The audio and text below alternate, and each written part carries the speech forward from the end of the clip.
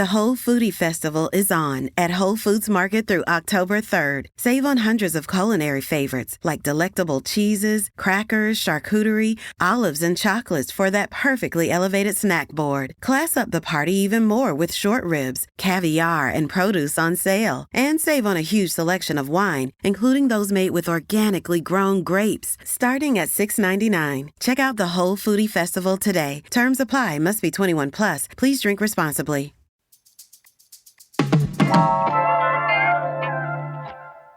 If there's one generalization about Las Vegans, it's probably this. We love saying that we couldn't be less interested in the Strip, and at the same time, we are totally obsessed with what's happening on the Strip. So today on CityCast Las Vegas, our Friday News Roundup topics are pretty much all on the Boulevard or Strip adjacent. You're welcome. I'm joined by contributors April Corbin-Gurnis and Sarah Lohman, and we're talking about the Culinary Union on the strike path, Fontainebleau finally opening, and Mr. Barry Manilow. It's Friday, September 29th. I'm David Figler, and here's what Las Vegas is talking about.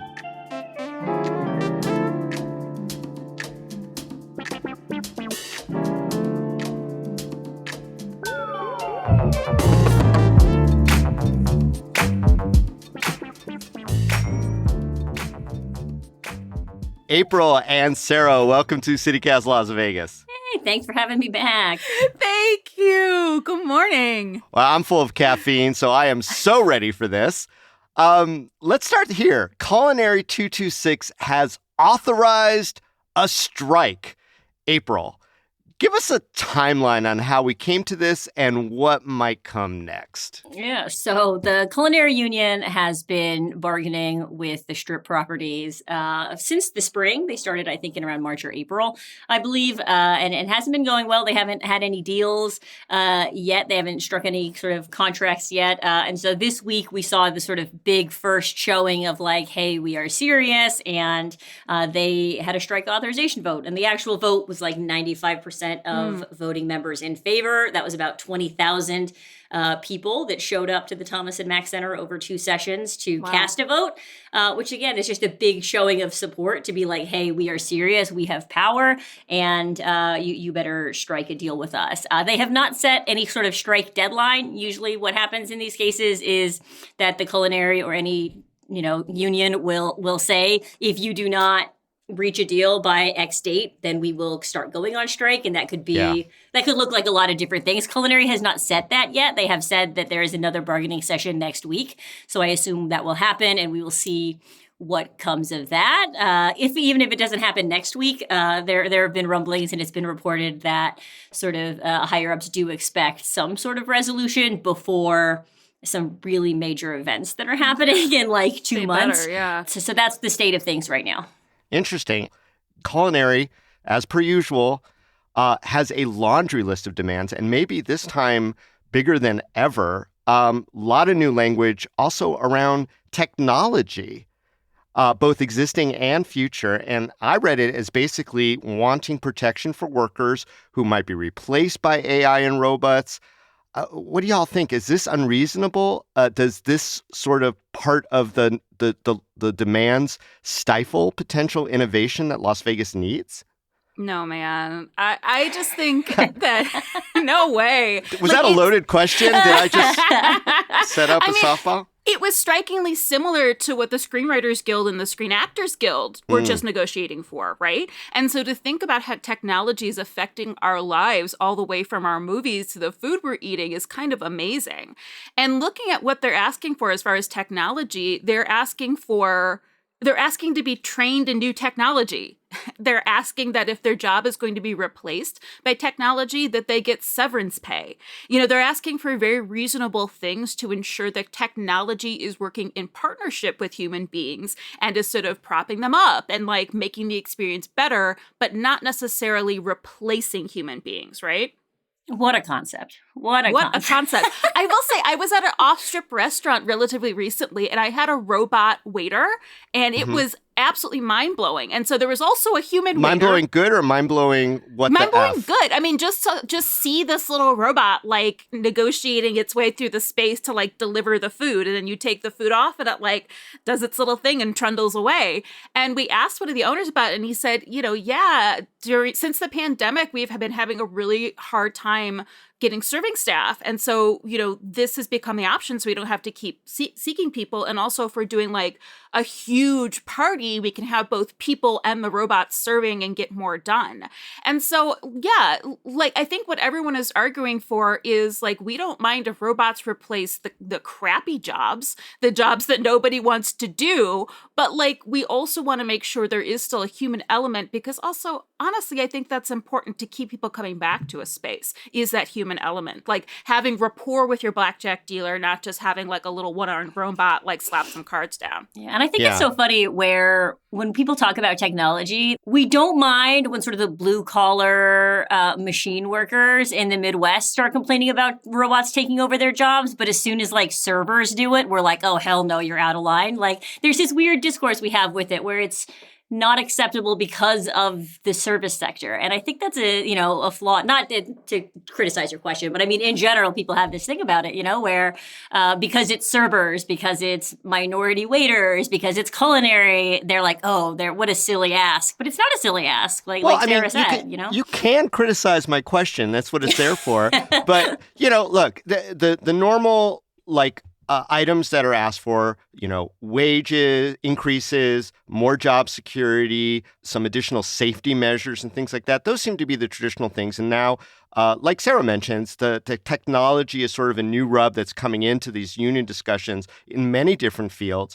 But in looking at the very vague and broad principles of the culinary ask, they're asking for things about technology that's not even invented yet. I mean, if, say, there was some brilliant technology that came up that could self-clean a room in a magical way, is that something that, because of these negotiations, can't be done because you want to protect those workers and their jobs? I mean, again, it comes back to the question, do these type of negotiations interfere with innovations that would be more efficient and allow the casinos to make more money to be able to pay those workers those higher wages that culinary has negotiated? Do you see my point? Yeah.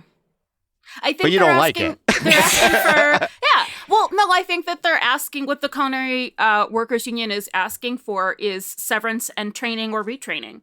So I think that's the opposite of preventing, new innovations. They just want management to pay for those innovations to the workers. And protect the little guy. I mean, because let's be real, though. It's not like if they do save money on technology, that you think MGM or whoever is going to give that to the remaining employees? Ooh. Like, do we want to talk about stock buybacks and the things that our corporate casino leaders do? Well, because I think they're there. Yeah. That's the point of like... well, now you're just shitting on capitalism, which, but here's the thing, right? There are some major events coming up in Vegas. There's Formula One on the Strip. That's in November. The Super Bowl is coming also on the Strip in February.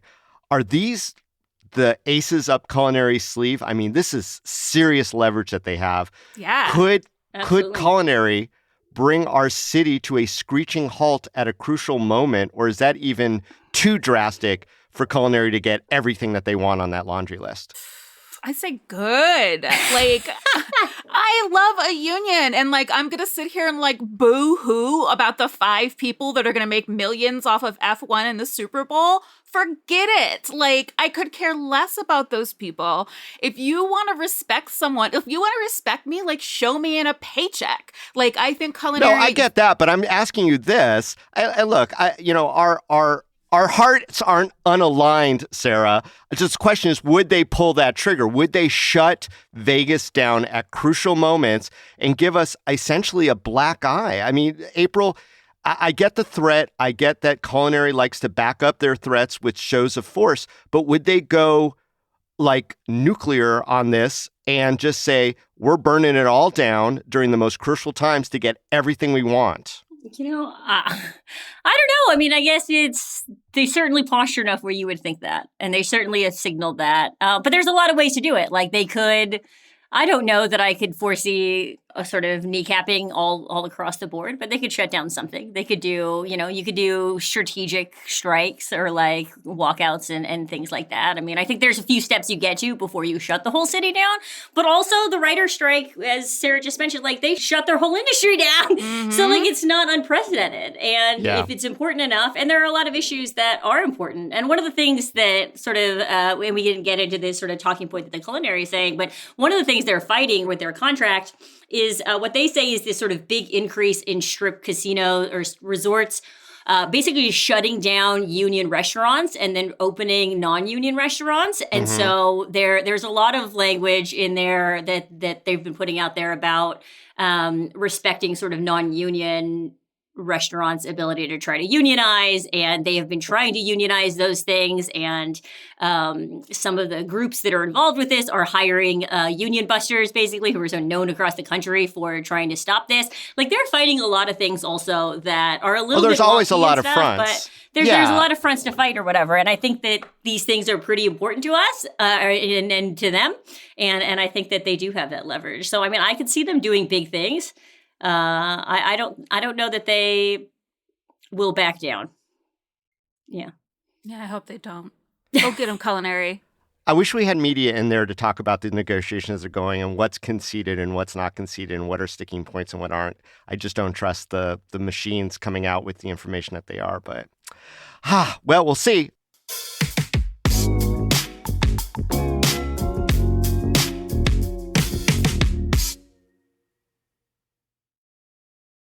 The Whole Foodie Festival is on at Whole Foods Market through October 3rd. Save on hundreds of culinary favorites like delectable cheeses, crackers, charcuterie, olives, and chocolates for that perfectly elevated snack board. Class up the party even more with short ribs, caviar, and produce on sale. And save on a huge selection of wine, including those made with organically grown grapes, starting at $6.99. Check out the Whole Foodie Festival today. Terms apply. Must be 21 plus. Please drink responsibly. All right. Well, let's go to a different part of the strip and a different concept. The Fontainebleau, wow, is ready to open. Is that possible after all these years? Sarah, what are we here to expect, and how long have we been waiting for this? I mean, honestly, my first question is it Fontainebleau? Is it Fontainebleau? Is it Fontainebleau? Like, which one? That's really the important stuff here. So let's just focus on pronunciation. And I'm not being facetious. I don't know. Yeah, I don't know. Well, what is it? Yeah. Yeah. Well, whatever it is finally opening up. So I think a lot of listeners are going to remember that construction started in 2007, shut down in 2009 during the Great Recession. They lost their funding. The building sat there abandoned until 2021. So, about a million years. That's science and math. And now it finally is going to be opening December 13th. So, okay, I've got some insider stats.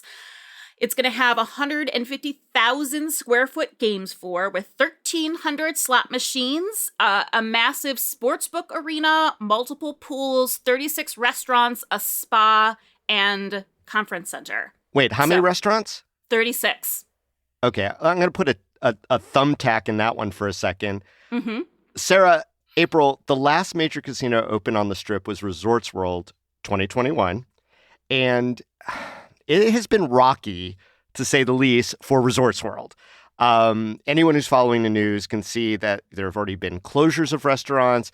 They've already lost their top management for, maybe scandalous reasons, not doing as well as anyone hoped it would. How does this bode for Fontainebleau? And even the old school model of beautiful hotel with amenities, is it too old school for New Vegas? That's a good question. You like that question, right? That was a good question. I mean, Fontainebleau was conceived 16 years ago. There's a very New Vegas in effect. Before the Cosmopolitan. Like it was conceived, it was being built like while the Cosmo was being built. Yeah. Which is already over a decade old. Yeah. And that I think of as like the millennial hotel. Like it's like, what do millennials like? They like Gothic chandeliers. They like speakeasies, Yeah. And so like maybe I'm being a pessimist, but it feels like the Fontainebleau is not bringing anything new to the Strip. Like, I don't know why I'm going to go there other than the pin we stuck in the 36 restaurant. So yes, like, unplug right? that pin. Right. So, it depends on what opens up if it's going to bring me there. But like otherwise, like none of these other things, I can get this literally at any other casino. So why am I coming there? Wow. April? I don't want to go to the Strip. I mean, like, and I don't know. I don't want to go there. I haven't been to Resorts World. Full disclosure, it's weird. I'm not. I think it's a good point about it being just a bygone era. I mean, it's something shiny and new, and I think that will dictate it. But I think it's too soon to tell. It depends on how good their management is and what they bring in, and like there's a showroom or whatever. Maybe they'll get some big star or something. Yeah. I mean, there are like attractions that can bring people in, high names, concerts, things like that. They could like do things. I think it's gonna hinge on that, but I think we are past the sort of like, oh, look at this fancy new thing, and especially because that particular fancy new thing looks kind of like a lot of other things that have been on the Strip for a long time. Very old school. I mean, purportedly they have, if not poached, enticed a lot of top management from other successful casino properties into their management team, which is kind of the standard also.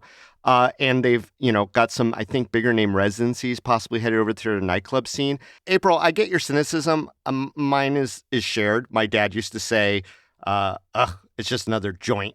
And, that was his attitude about it. What would it take to make you want to check out something like the Fontainebleau? Probably some like out of town thing, you know what I mean? Like a concert or a residency from somebody from like some has-been 90s pop star or whatever. Like that's your sweet spot? That's my sweet spot. I am not a foodie, you know what I mean? I am not sort of driven by that. I don't really do staycations or anything like that. I don't really have any property to that, but I'll go see a show. I'll go see a, Cirque show or something, you know what I mean? Like those are the types of Vegas I like. So like that kind of stuff. But again, driven by the actual show, not the new building itself. Yeah. And Sarah, I mean, you're a food historian, a food lover. What would it take for you to need to check out that food scene? Are there big enough names? Are there types of restaurants that you can't get elsewhere? David, I genuinely just looked at like their big announcement and I'm not like super jazzed about anything that's coming up. Like, I'll kind of wait for the first wave of foodies and reviewers to go out there. We'll see what like Las Vegas Phil thinks, to get me excited about something. But honestly, it just looks like everything looks like somewhere else that's already on the Strip. It just looks kind of, there's a very much a sameness in the style and the offerings of everything. It's not particularly exciting. It only says to me, like, if I have a friend in town for a conference and they're staying there, we'll have some decent options. Honestly, at this point, I think I'm more excited for the Durango opening. Wow. Well, maybe 16 years in the making was a little too long. So, well, I mean, it's going to open theoretically to fanfare.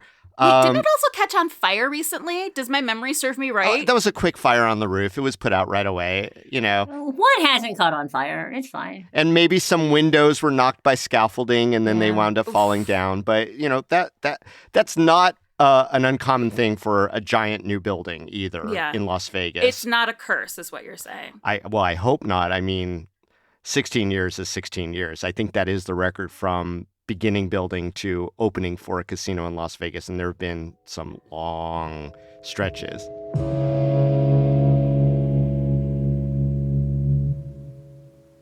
All right, let's go to our last topic. I'm going to bring this one to the table because it's gotten a lot more press than I can imagine it deserves in a lot of ways. Mr. Barry Manilow, he of Copacabana and Mandy and countless hits from the 70s. I'm not sure how far he made it into the 80s, but he is being lauded now for breaking an old record, and that record is surpassing Elvis's performance endurance record at the Westgate. Elvis famously performing there in the late 60s into the 70s. 1976 was his last performance there, and he was able to rack up 637 performances in the theater at what's now the Westgate, and Barry Manilow just passed that at the Westgate alone. So celebration in international media, stories on NPR. And so here we go. Thank you, Mr. Barry Manilow, for continuing to to sing I Write the Songs the Whole World Sings, even though he did not write that song. Footnote. Y'all, will Barry Manilow, now that he has surpassed Elvis's record, replace Elvis as our new icon? Will we get Barry Manilow impersonators roaming up and down the strip and in little small showrooms? Are you excited about Barry's benchmark here? I was more excited by your Copacabana performance at the beginning of this podcast. Whatever, Barry Manilow, I'm very happy for you. Like, I'm glad that you're out there and you still have the virility and the staying power. At age 80. Yeah, that's impressive. To do this, that's crazy. I mean, Elvis died at 42. Come on. Oh, poor R.I.P. But I think, like, if you're going to be part of Elvis's, like, iconography in Vegas, it's not just the amount of time he was here. It's that he, one, has replicable looks. Like, you can't miss an Elvis impersonator, right? I don't know. I wouldn't see a guy, like, in a nice suit and be like, oh, my God, it's a Barry Manilow impersonator. Oh, you have not seen Barry Manilow in action. I mean, Barry cuts a very unique figure as well. That's fair, but I think that's part of the issue. Like, I couldn't describe his figure. And then I think, too, like, do I want Barry Manilow to officiate my second marriage? Like, Barry Manilow weddings, here they come. Yeah. So, like, those two things are important. Replicable look and, shotgun wedding officiation. Are these, can a Barry Manilow impersonator pull that off? And I don't think so. Do you have any interest in Barry Manilow? Is this like over-the-top coverage for something that you don't care about? Am I just barking up the wrong tree? Am I the only fan-alo on this podcast right now? I think you definitely are. I definitely had to look up Barry Manilow songs. I recognized some of them, but I couldn't automatically tell you what songs. I think this is a huge win for Westgate's PR. It was a fantastic putting it out there. And it's sort of funny because they're writing on Elvis more than they are on Barry Manilow. I think it's awesome, though. Like, I think it is worth celebrating, and I think it's cool that we have that sort of old school Vegas sort of thing still going on. I think it's great, but I certainly am a little younger than I think his target demographic. But, I'm not going to talk smack about him. I think that's awesome that he's doing it. But all right, fair enough. But okay, so then here's my real question. If you could pick any celebrity, living or deceased, to replace Elvis as what has become our unofficial Vegas icon, who and why? So I am torn. So I hope that I don't steal your thunder, April, because I'll be very upset if you do. But I shouldn't. I'm just kidding. Because, I did, like, really think about this, and I even talked to some friends who are, like, Vegas culture fanatics, and they said Celine, because she really defined the modern residency. And I think, again, if we're thinking I don't know why my voice just went so high, but that... Okay, Celine. Because you were thinking of baby, baby, baby, right? So, yes. I think we could see some good, again, talking about my imaginary second wedding, we could see, like, a good Celine ceremony. Absolutely. But honestly, I'm thinking Britney Spears. Iconic looks. Like, we know them from Hit Me Baby One More Time.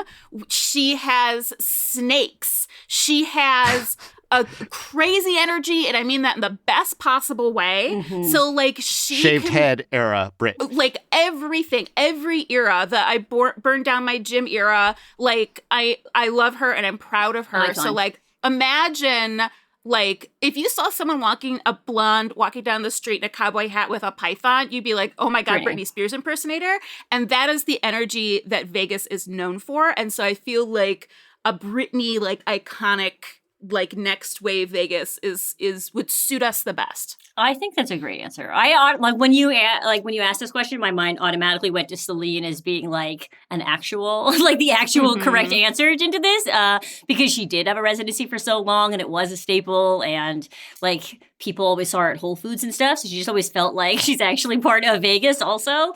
So I think she's a great answer. Here's my off the wall. I think Brittany's also a good answer. Thank you. But she's too good for us right now, I think. But I would not Britney, but I think she's on our level. But like, I would say also that like Lady Gaga is very Vegas in the sense. Interesting. You're going new generation. I'm going new generation. I love it. And I say this because we've sort of seen in her career this transition from absolutely off the wall, meat dress, crazy pop star who makes headlines and does this, but also has banging music, like just amazing, very high energy, very top, like very Vegas already. But also, she can hang out with Barry Manilow and croon. You know what I mean? She can sing out those things. She's got the whole jazz, like slow it down thing. She loves the old guys. Her and Tony Bennett. Exactly, her and Tony Bennett. She loves that sort of thing. So I feel like if Vegas is really smart, they should invest in Lady Gaga over the long term, because she is the person who feels to me like she will be singing at a Vegas residency when she is 80 years old and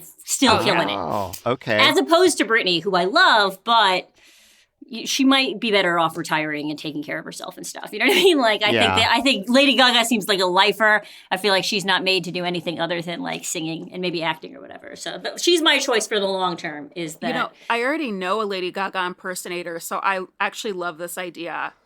My friend Sarah in New York, if you're listening, bust out those cigarette glasses. Like, you're the new wave. Absolutely iconic. Like, I can already imagine a Lady Gaga museum, like straight up, it would look like Liberace's museum. You know what I mean? Like, it would just be fantastic and like out there. I think it'd be perfect. Yeah, the meat dress, it's like, it's in the Matter something. So it was preserved. So we can do like all right, great. I love that we're $1 million ideas. Very inspirational. Let's bring it together. We're going to put her at the Fontainebleau. At a union-organized showroom. I'm thinking about who has performed probably the longest, single entertainer, and there were so many in the 70s that strike my mind. But Penn and Teller, why would we leave Penn and Teller out? They've been in Vegas for eternity. They used to be at Bally's. They had a long run there. Obviously, like I think 22 years at the Rio. I'm okay with Penn and Teller being our icons right now. It might be a little harder for the impersonators. They have to learn some magic. They can do it. Tall guy, short guy, talky guy, no talky guy. I love it. It'll hit a very specific, like, nerdy audience. Like, I think we'll be bringing, like, a fully new, like, wave of, like, tourists to Vegas if we really, like, start making them, if there's, like, Penn and Teller wedding chapels and things like that. They're invested, and they actually live here and do things out in the community that are beyond just the drop-in performers like Elvis was. But, okay. A lot of fun there, and really interesting Friday News Roundup. Sarah, April, thank you so much for joining me today on CityCast Las Vegas. It was a great way to start my day. Thanks, David. Thank you, Absolutely. April. Will you sing for us now as the outro? Please. Maybe I'll give a couple bars of Copacabana because I want to give the people what they want. I want it.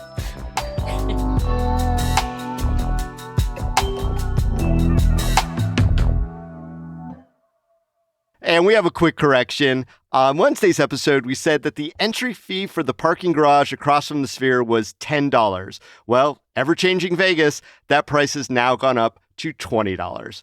Whew.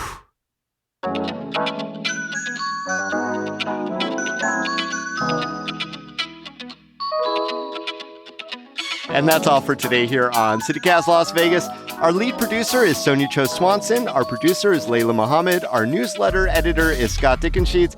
And I'm your host, David Figler. Music by OG Moose and All the Kimonos. We record this show on the traditional homelands of the Nuuvi, the Southern Paiute people.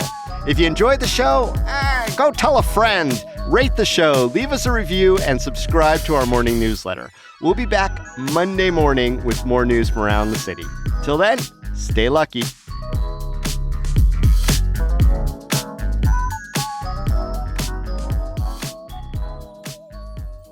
All Her name was Lola. She was a showgirl, but that was many years ago when they used to have a show. Now it's the disco, but not for Lola. Still in the dress she used to wear, faded feathers in her hair.